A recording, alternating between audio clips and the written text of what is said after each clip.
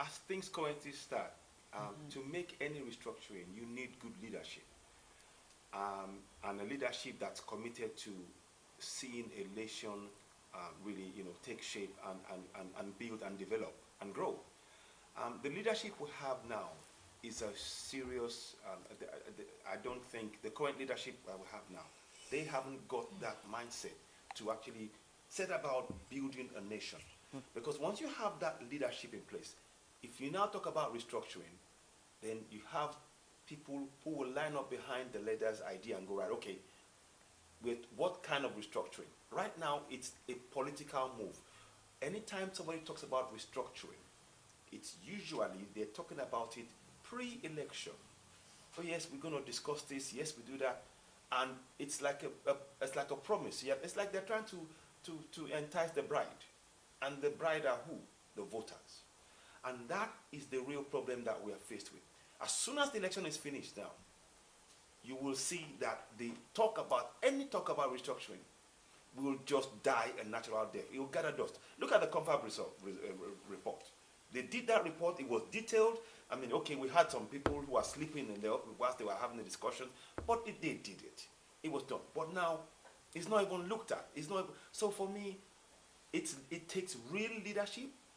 If you're going to say we're going to restructure a country, why are we restructuring? Something is failed. Okay, how? And we're trying to fix that thing. Is there that real intent from the leadership? Now, there's something I want to just quickly read. I wanted to, if you permit me. Please, go on. And it's from, quickly if I just get it, it's from the Nigerian Military and a Social Analysis of Authority and Revolt 1960 to 1967 by a guy called Robin Lockhart.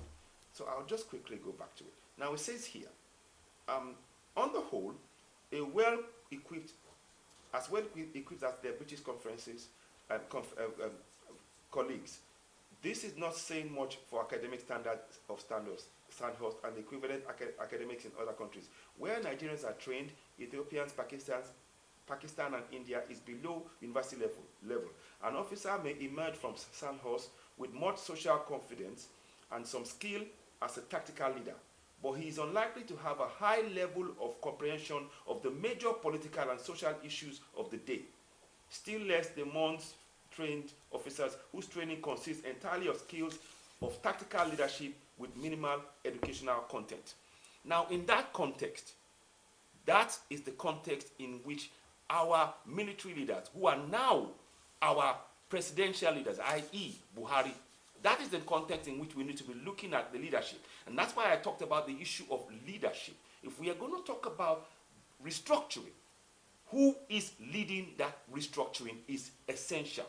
Because if that person is clear, or the group of people, if they're clear and they're committed to it, that can really be the force for change that we're all looking for. Unless we have that clear leadership. And judging by what was said here, in the context of what I just read now, we haven't got that leadership in those people now. Thank you very much, Mr. Good evening.